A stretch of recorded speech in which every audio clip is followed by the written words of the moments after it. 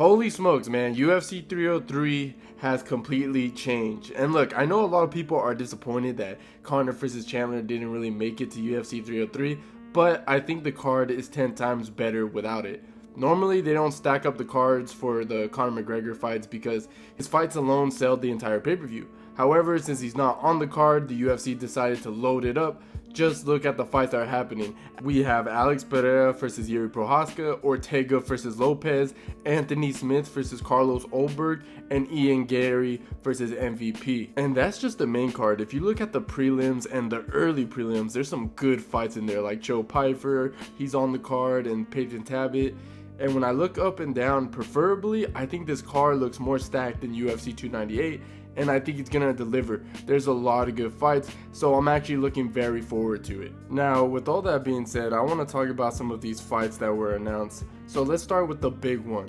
First, the rematch between Alex Pereira versus Prochazka. Obviously, it's replacing the main event, which is Conor McGregor versus Michael Chandler. And the thing is about Conor McGregor versus Michael Chandler, there was a lot of reports for over a week suggesting that the fight might not happen, and it looks like those reports were accurate. From what I understand, they're planning to reschedule that in the future.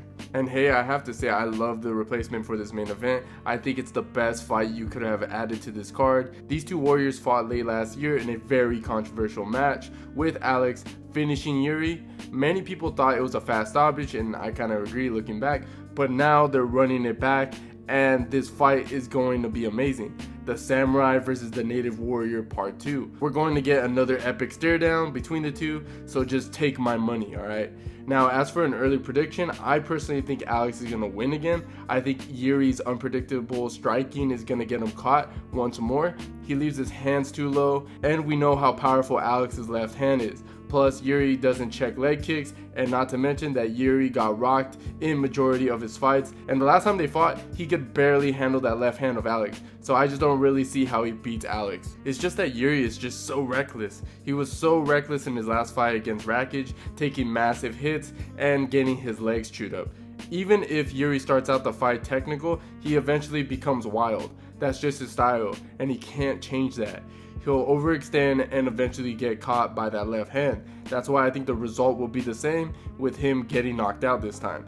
So for an early prediction, as for right now at least, I'm gonna go with Alex Pereira. Now, another fight that was announced on this card was Anthony Smith versus Carlos Ulberg. Yeah, you heard that right. Anthony Smith is stepping up as the replacement for Jamal Hill because Jamal Hill has an undisclosed injury.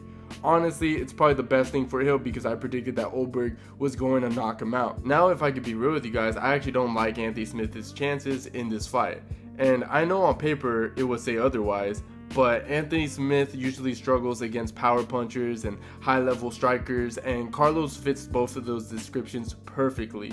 He has significant power and strong kicks, which are both Smith's weakness. We've seen Smith get outkicked many times by fighters like Magomed Ankalaev, Johnny Walker, Khalil Roundtree, and I have a weird feeling that Anthony Smith isn't going to shoot and he's just going to try to stand and bang. I say this because he did the same thing with Khalil Roundtree. Anthony only shot one takedown attempt in that entire fight, and he was getting lit up like a candle.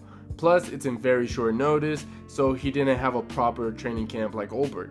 I think Ulberg has the advantage in this fight and will knock out or TKO Anthony Smith in the first round unless Ulberg makes a mistake like Vitor Petrino, how he shot a takedown and got caught in the guillotine. That's the only way I see Smith winning this fight. Besides that, I see Ulberg winning by a first or second round TKO. Moving on, we have this banger co-main event with Brian Ortega versus Diego Lopez. And this is going to be a fun one to watch, man. I definitely like Diego in this fight. Ortega's striking has always been his biggest weakness, especially in the fights with Max and Folk. And even in that Yair fight, he got hit way too much. He improved somewhat, but I don't think his striking is good enough.